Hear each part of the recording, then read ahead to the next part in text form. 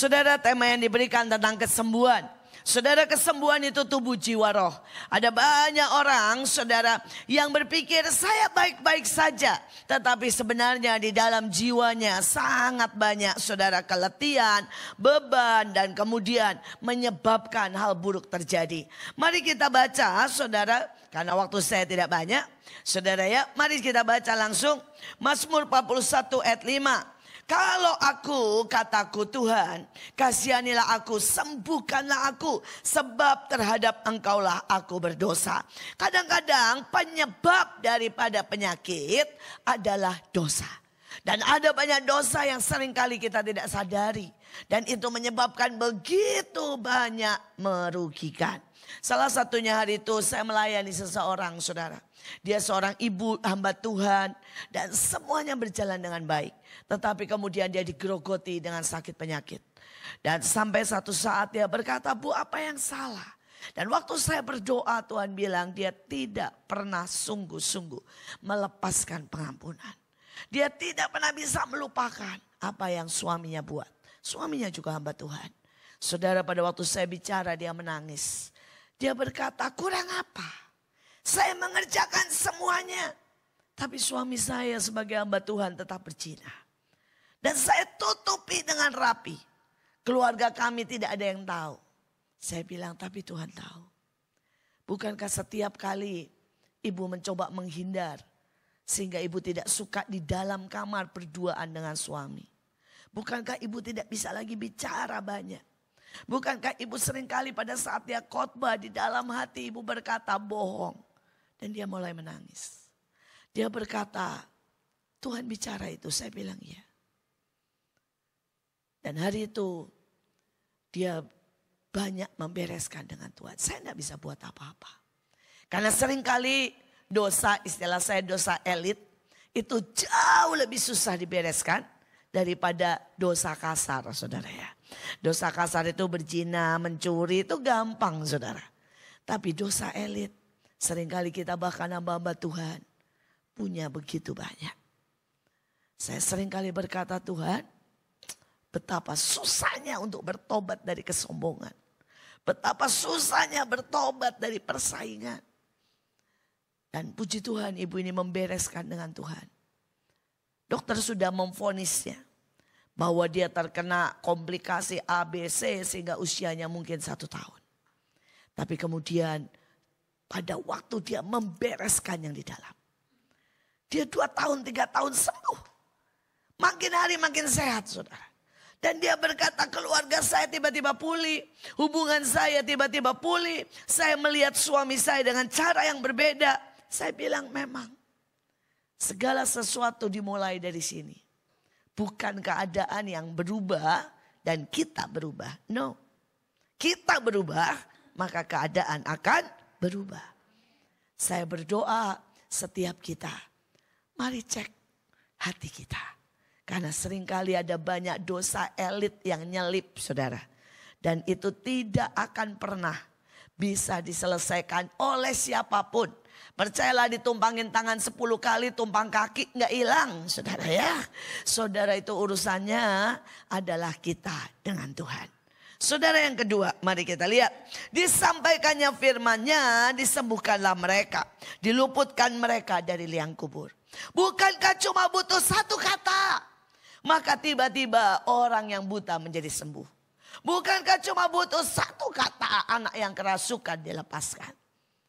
Dan seringkali kita kurang menghargai firman. Mari kita teriak, Tuhan berikan aku setiap hari 1 kata. Dan biarkan 1 kata itu menyembuhkan. Juga menyembuhkan kanker kantong kering. Seringkali kita cuma berpikir, ya sakit ini soal badan, pilek, batuk, kanker, atau saudara mungkin yang lain. Tapi banyak hal yang lebih yang kita butuhkan. Dan kita tetap butuh 1 kata. Karena 1 kata dalam firman Tuhan, pada waktu kita mempraktekkan tiap hari, maka itu akan dahsyat sekali. Seorang bapak punya pelayanan. Tapi tidak pernah bertumbuh. 50 orang, terus tadi bapak pemimpin berkata, hayo Ya, kita invasi kingdom. Nah, luar biasa membawa perubahan. Saudara, dia coba apapun tidak pernah berubah. Sampai akhirnya dia bertanya, Tuhan yang salah di mana? Tuhan bilang salah tempat. Tuhan bilang berangkat pergi ke kota kecil. Nah ini kita butuh rema. Kita butuh tuntunan yang nyata. Ya, ada banyak orang berpikir bahwa saya ini buat gereja atau punya gereja. Saya bilang enggak, saya enggak pernah. Karena Tuhan berkata sangat jelas. Kamu dipanggil untuk menjangkau yang tidak terjangkau. Kamu ada untuk jutaan orang yang sakit, kurang ajar, yang di penjara, pelacur. Yang tidak akan pernah bahkan berani menginjak gereja. Dan itulah bagian saya. Karena itu saya tidak punya gereja, saya punya yayasan, saudara. Karena kalau yayasan dan ormas itu enak, di mana aja masuk, sama siapa aja, agama apa aja. Ya. Dan saya berkata, setiap kita berdiri pada tempat kita masing-masing.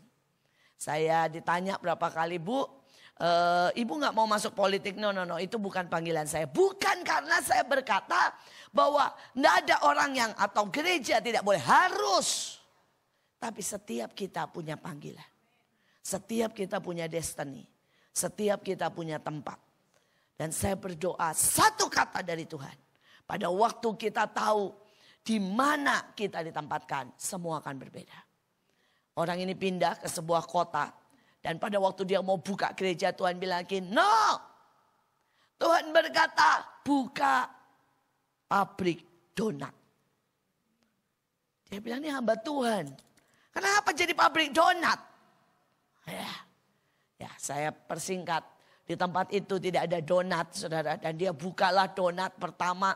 Dan laris terus sampai benar-benar pabrik donat. Ya, donat yang macam-macam sampai donat kering dan sebagainya. Dan dia punya karyawan sangat banyak. Dia memberkati dengan makanan itu. Saudara, jemaatnya ujungnya lebih dari 1.000 di kota kecil. Jalan Tuhan bukan jalan kita. Tapi seringkali kita terlalu merasa pandai. Kita punya hitungan, kita punya metode, kita punya cara. Sehingga kita tidak lagi membutuhkan mendengar suara Tuhan dengan benar. Kita tidak sungguh-sungguh tanya, Tuhan, please bicara. Seberapa kita setiap pagi dengan cucuran air mata berkata, Tuhan bicara, aku butuh Engkau. Aku butuh Engkau buat anakku, buat keluargaku, buat kehidupanku, buat destiniku. Itu akan menyembuhkan. Ya. Sekali lagi bukan soal metodenya. Tapi ketepatan pada waktu kita berjalan bersama Tuhan. Yang ketiga. Ada orang yang lancang, mulutnya seperti tikaman pedang. Tetapi lidah orang bijak mendatangkan kesembuhan. Ya, ininya kenapa tidak bergeser? PPT-nya masih dari tadi, tolong. Ya, ini. Oke, ini yang sudah yang kedua, yang ketiga sekarang. Oke, terima kasih. Saudara, nah lidah kita ini sangat berbahaya. Nah, ayatnya yang lain berkata mati dan hidup dikuasai lidah. Barang siapa menggemakannya. Hari itu saya ketemu seseorang. Setiap hari saudara. Ini istri sukses, suami kurang sukses. Dan setiap hari si istri ini. Ayo dong Pak cepetan. Begitu aja kok gak bisa sih. Tolong kirimin ini. Tolonglah bawa ke sana. Bapak itu gimana? Biasalah. Ya kadang-kadang istri-istri jangan lupa ya. Mulut kita ini harus dipakai lebih banyak muji daripada cerewet. Itu memang kita lahir dengan kosakata lebih banyak. Ya. Ini penelitian, kemampuan kita berbicara itu 3 kali lipat dari pria, saudara. Pakailah itu untuk berdoa dan nengking iblis. Sampai iblis lari ya. Karena ayatnya bilang begini loh. Nggak ada yang mau tinggal sama perempuan cerewet. Nah, kalau kita pakai cerewetnya nih buat iblis, iblis nggak mau tinggal sama kita. Ya. Tapi jangan pakai buat suami, buat anak, buat mertua. Nah ini bahaya. Ya. Karena tidak ada yang bisa. Ya, dan ini juga data, karena banyak yang kadang-kadang lupa, saya ingatkan. Kalau kita itu dengan nada tinggi atau gitu ya, buat suami atau buat telinga pria dan anak-anak kita, tiba-tiba kita tidak terdengar. Tiba-tiba kita akan terdengar cuma gini, ngeng, saudara. Itu bukan karena dia tidak mau dengar loh. Itu otomatis. Dan ini sudah dibuktikan secara pengetahuan, secara ilmu. Makanya kalau sudah teriak, cerewet, nanti selesai, sudah tanya sama suami. Tadi saya ngomong apa? Apa ya? Pasti gitu. Karena mereka tidak bisa mendengar. Bukan tidak mau mendengar. Karena itu marilah bicara yang manis.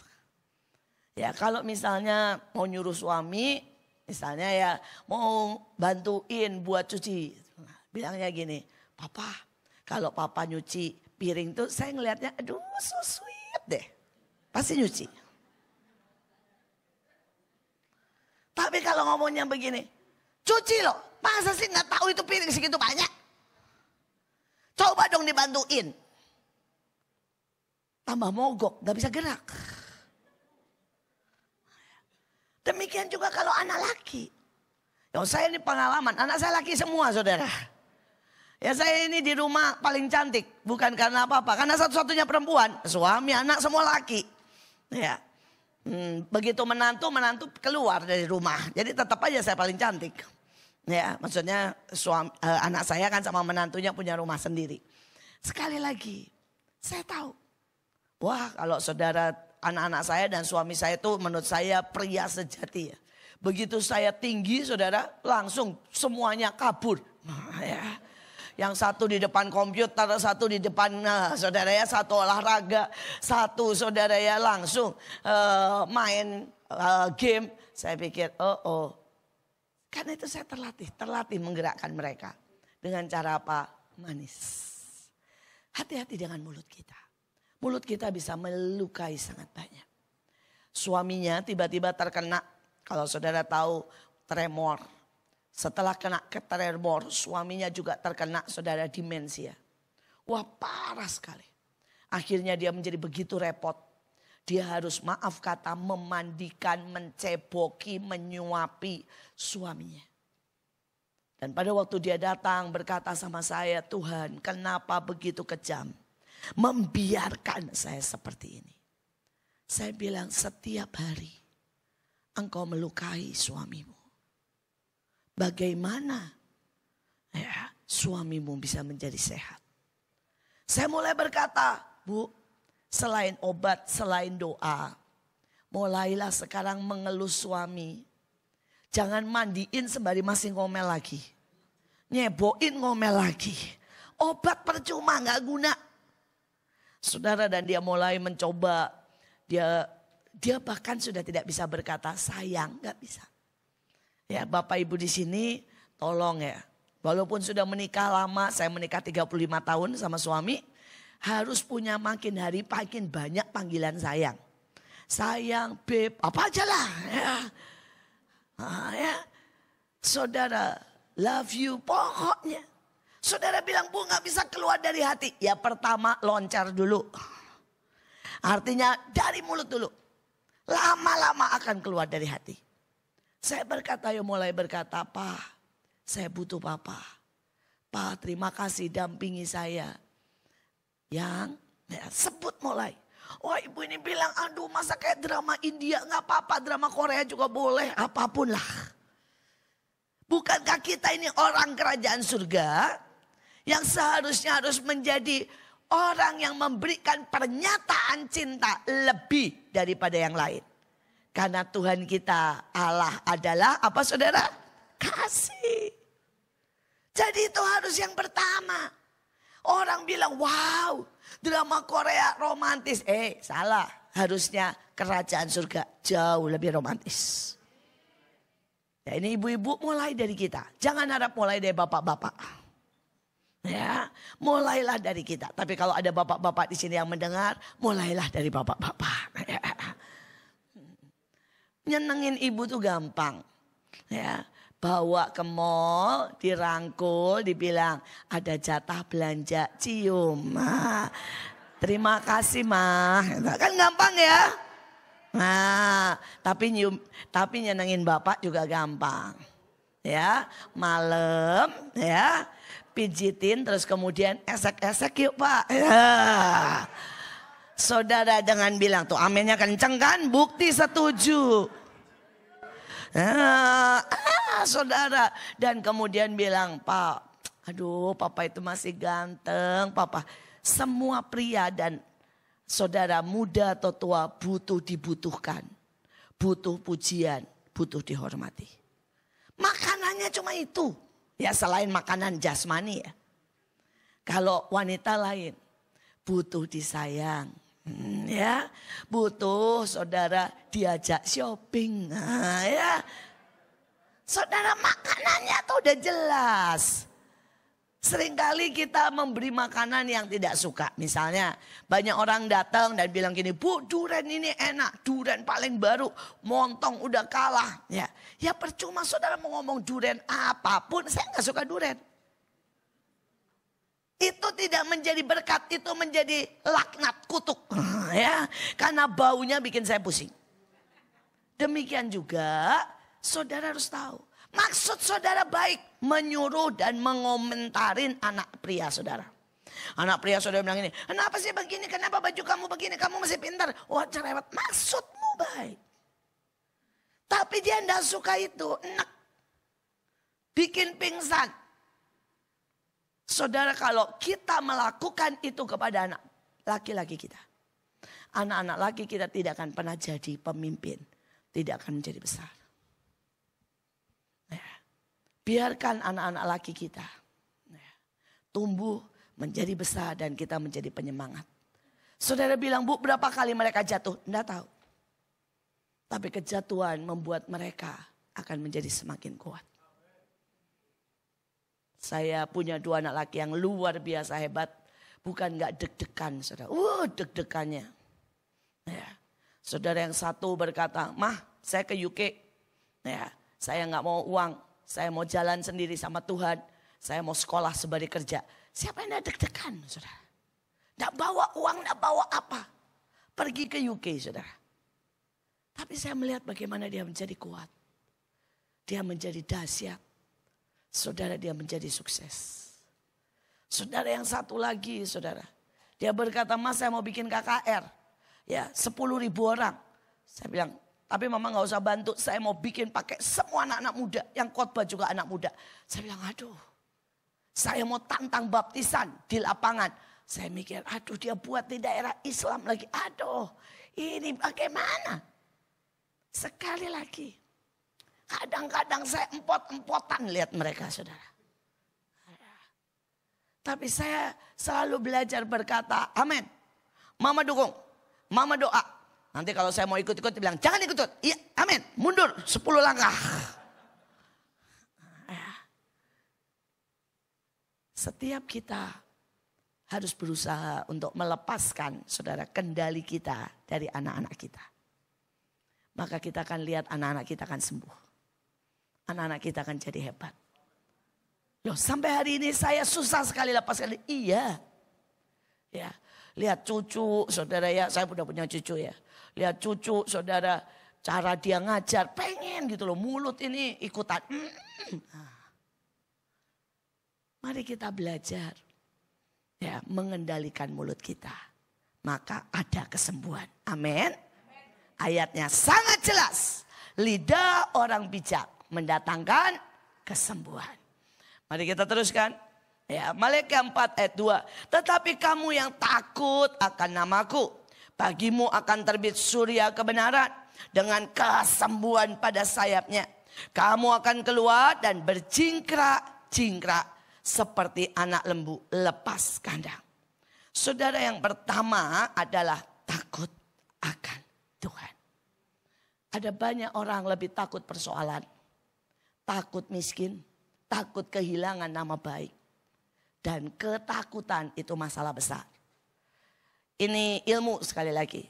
Tahukah saudara bahwa ketakutan bisa membuat imun kita ya, menjadi shutdown. Pada waktu pandemik ada banyak orang mati karena ketakutan. bukan mati karena COVID-nya, saudara. Saya berani bicara karena itu sudah data yang sudah diumumkan. Tapi saya sendiri mengalami. Selama pandemik saya melayani 25.000 saudara yang tertulis lebih. Saudara itu tertulis nama dengan nama dan KTP. Kenapa? Karena kami bekerja sama dengan pemerintah dan semua yang tidak punya BPJS, semua yang tidak bisa masuk ke rumah sakit, semua saudara yang ya tidak terlalu parah, ya istilahnya cuma saudara panas-panas dikit, semuanya dialihkan kepada kami. Yang tidak bisa masuk saudara karena sudah terlalu penuh rumah sakitnya juga dialihkan kepada kami. Dan hari itu kami sudah teken surat dan kami berkata kami akan datangi, kami akan pakai relawan untuk cek saturasi dan sebagainya dan sebagainya. Nah, ada begitu banyak pengalaman. Hari itu kami ditelepon dan dibilang, Bu, di RT ini ada seorang ibu yang sudah tidak bergerak. Katanya, saudara ya, dan sudah sangat parah. Kami semua tidak berani datang karena COVID. Kami bilang, oke, kami datang. Pada waktu kami datang, saudara, kami mandikan karena maaf kata sudah buang air kecil di kasurnya. Kami mandikan, kami cuci, kami bersihkan dan kemudian kami jemur. Setelah kami jemur, kami suapin dikit-dikit. Saudara, dan akhirnya dia bisa berinteraksi dan kami nanya, loh ini ceritanya ibu sakit apa? Karena kami cek saturasi oke. Ya. Kami cek oke, saudara. Berarti ini bukan COVID. Dan singkat cerita ternyata saudara anaknya di luar kota dan tidak bisa datang karena seperti kita tahu. Dan kemudian dia tidak punya makan, dia tidak berani ke tetangga, dia kelaparan, dia cuma minum air dan apa yang ada di rumahnya lemes dan makin lemes. Dan orang menyangka dia COVID, diisolasi. Saudara dia sudah hampir mati, saudara. Tetapi saudara, hanya dengan satu sentuhan, pelukan, kami beri makan, sembuh. Saudara sembuh. Dan begitu lihat orang ini sembuh, satu desa saudara ya, semua antri. Saudara antri cek kesehatan. Saudara dan beberapa saturasi turun. Tapi pada waktu kami bilang kami berikan mereka pengertian. Mereka langsung bilang oh cuma begitu ya. Gak masalah saya bilang. Ayo berjemur, ayo semangat, ayo saling mendukung. Semuanya sehat. Saudara satu lagi yang lebih parah lagi. Dia kena COVID tetapi dulunya tidak parah. Sehingga sama keluarganya diisolasi saking keluarganya takut. Di rumahnya dikasih saudara penutup plastik dan sebagainya. Ini nenek sudah usia 80. Makanan ditaruh dari bawah. Saudara bisa bayangkan. Saking takutnya. Hari ketiga nenek ini hampir sudah pingsan, hampir out. Kami datang singkat cerita, kami mandikan, kami doakan. Kami tahu itu COVID, kami peluk. Nenek ini pegang kami erat-erat nangis. Pada waktu kami datang saturasi tinggal 45. Saudara kami peluk dia bilang gak apa-apa nenek itu gak masalah. Nenek pasti sembuh. Tidak ada yang berbahaya. Kami ngomong dengan baik, kami ajak di luar berjemur supaya fresh segar. Kami ajak saudara nyanyi pujian. Saudara tahu dalam satu dam dari 45 jadi 75. Dan nenek ini sampai sekarang masih hidup. Ketakutan bisa sangat membunuh. Tetapi yang kita perlu adalah takut akan Tuhan, saudara. Apakah kita berani memilih Tuhan di atas kondisi, di atas keadaan, di atas apapun. Seringkali ada banyak orang yang memilih saudara marah karena tersinggung. Memilih korupsi karena miskin. Memilih mungkin saudara ya untuk bahkan melakukan hal-hal kriminal karena dijebak. Hari ini kalau kita mau sembuh tubuh jiwa roh, mari kita berkata Tuhan aku pilih Engkau. Apapun resikonya. Karena bersama Tuhan kita lebih dari pemenang. Dia Tuhan yang menyembuhkan. Dia Tuhan yang membebat. Dia Tuhan yang memeluk. Saya adalah bukti nyata daripada kesehatan, kesembuhan, keajaiban. Saya kena meningitis pada waktu saya berusia 9 tahun. Saudara dan beberapa saudara mungkin tahu itu adalah radang otak. Saya koma selama 40 hari. Dan dokter hari itu belum menemukan begitu banyak obat seperti sekarang. Dokter menyerah dan dokter berkata anak ini pasti meninggal atau lumpuh total dan tidak bisa bereaksi, cacat total. Saudara, sekali lagi saya singkat, ayah saya doa puasa. Saya bertemu dengan Tuhan. Dan saya cuma dapat satu kalimat. Tuhan bilang begini, waktumu belum sampai, kembali. Tapi jangan hidup buat dirimu sendiri. Hiduplah untuk aku. Saya bangun walaupun nama saya sendiri saja saya lupa.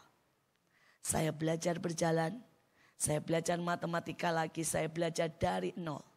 Karena otak saya seperti terhapus, saudara, dari semua yang pernah masuk. Saya tidak kenal kok ayah dan ibu saya. Tapi sekali lagi, dia Tuhan yang sanggup. Dia Tuhan yang sanggup. Setiap kali saya berkata tidak ada yang mustahil. Saya sudah melihat itu berkali-kali. Saya sudah melihat selama pandemik itu adalah masa di mana saya melihat demonstrasi kekuatan Tuhan yang ajaib. Saudara, hari itu ini satu lagi karena lucu aja, saya suka sekali kesaksian ini. Saudara, ada seseorang yang saturasinya sudah di bawah 30 dan kemudian kami layani karena dia tidak punya BPJS dan sebagainya. Saudara, dan kemudian sudah usia 78 tahun. Jadi saya bilang sama keluarga, ayo pamitan supaya kita lepaskan bapak ini dengan tenang karena sudah percaya Tuhan. Saudara, dan mereka sudah pamitan dan kemudian saya panggil pemuda-pemuda yang berani yang memang sudah berkata bahwa kami akan melayani di saat pandemik. Saudara, dan mereka ini menyanyi. Nah, saya kasih kode sama mereka. Saya bilang gini, nyanyi lagu pelepasan. Maksud saya pelepasan itu nyanyi Tuhan adalah gembalaku gitu ya. Terus bilang semua baik gitu ya. Pokoknya lagu pelepasan untuk orang mati ya. Saudara, mereka berpikir pelepasan kuasa gelap. Mereka nyanyi dalam nama Yesus, dalam nama Yesus ada kuasa. Sembari tengkingin saudara, wah anak muda ya bilang dalam nama Yesus bangkit, dalam nama Yesus bangkit. Saya ketawa, aduh salah kata saya. Saya saking pusingnya, bayangin ya, di dalam kondisi keluarga sudah melepas, anak buah saya nyanyi dalam nama Yesus bangkit, bangkit ya. Saya nyingkir pelan-pelan. Ya, kalau pendeta kan kalau nggak mau cuci tangan kadang-kadang nyingkir pelan-pelan ya. Saya bilang supaya nanti kalau ditanya keluarga, Bu maunya apa? Saya bilang, oh enggak tahu itu anak-anak muda gitu kan, bisa begitu ya. Jadi saya nyingkir pelan-pelan. Begitu pelan-pelan saudara, tiba-tiba mereka semua teriak, bangkit! Bapaknya duduk saudara. Saturasi naik sampai 70 dan bilang ini, boleh minta makan enggak? Sampai hari ini sembuh. Sampai saya kadang-kadang gini, aduh ternyata salah ngomong mendatangkan berkat juga saudara. Ya tapi ini takut akan Tuhan. Kalau tidak ada orang-orang yang berkata saya takut akan Tuhan. Saya memilih berjalan dengan sign and wonder. Saya memilih jadi orang yang ada menolong banyak orang di saat semua takut dengan pandemi. Maka mujizat itu tidak pernah terjadi. Beberapa orang menganggap saya melawan pemerintah. Saya bilang enggak, saya kerjasama kok malah sama pemerintah. Pemerintah sampai berkata begini, ibu punya segitu banyak relawan. Ya, ibu berani mengambil resiko kalau sampai ibu kena. Iya, saya ambil resiko. Dan saudara, lebih dari 25.000 yang tercatat kami layani. Semua sembuh.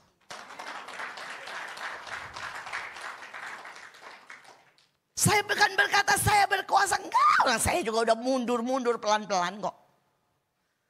Saya berpikir udahlah, udah 78, udah lama hidup. Pulang gak apa-apa. Hanya gara-gara anak-anak muda yang semangat. Kuncinya di mana? Takut akan Tuhan. Ketika kita memilih Tuhan, mendahulukan Tuhan di atas semua kepikiran kita. Di atas semua saudara, ya, yang kita pikir baik. Kita lihat 1 Petrus 2 ayat 24. Ia sendiri telah memikul dosa kita dalam tubuhnya di kayu salib. Supaya kita yang telah mati terhadap dosa hidup untuk kebenaran, dan oleh pilur-pilurnya kamu telah sembuh. Saya percaya ada jaminan. Dia Tuhan yang pilur-pilurnya semua yang dia tanggung luka itu bisa menyembuhkan. Tapi maukah sekarang kita melakukan sesuatu juga untuk orang lain? Maukah kita menjenguk mereka yang tidak diperhitungkan? Tadi dibilang buka cabang di mana-mana. Jangan ambil orang lain yang sudah anggota gereja. Ada jutaan orang di bawah kolong jembatan. Seperti yang tadi Ibu Grace bilang. Saudara, ada jembatan, ada jutaan saudara. Jutaan saudara. Transpuan. Saudara tahu transpuan? Itu banci lah kasarnya. Jutaan di Indonesia yang tercatat saja 7 juta. 7 juta loh saudara. Banci dan homo yang memang berstatus sebagai prostitusi. 7 juta. Mereka butuh kita. Bilurnya sudah menyembuhkan. Tapi apakah kita mau jadi pembawa berita ini dengan menyentuh mereka? Saudara, kalau saudara pergi ke para anak-anak ini, mereka ditolak orang tua. Mereka ditolak bahkan ya, untuk dimakamkan aja kadang-kadang tidak mau menerima mereka. Karena mereka AIDS. Mereka banci gak jelas laki atau perempuannya. Satu pelukan aja bisa membuat mereka disembuhkan dan terima Yesus. Tapi apakah kita mau pergi? Tahukah beberapa dari mereka yang sudah menjadi tua pelacur? Sekali have sex harganya berapa? 10.000 rupiah. Mereka buat di mana? Di trotoar di belakang Monas. Apakah Bapak dan Ibu mau? Ada banyak ladang sudah menguning. Tinggal maukah kita bergerak? Maukah kita menjadi berkat? Maukah kita bawa kuasa bilurnya yang menyembuhkan itu? Saya tutup dan mari kita berdoa. Kami bersyukur Tuhan. Biar setiap kami disembuhkan. Dan setiap kami membawa berita kesembuhan. Kami menjadi agen kesembuhan. Dan kami bisa menyembuhkan keluarga kami. Orang-orang di sekeliling kami. Sampai mereka yang membutuhkan. Terima kasih buat pagi ini, buat gereja, buat kaum wanita. Hamba berdoa biar hidup mereka semua jadi berkat. Disembuhkan. Dilawat Tuhan. Dalam nama Yesus kami berdoa. Amin.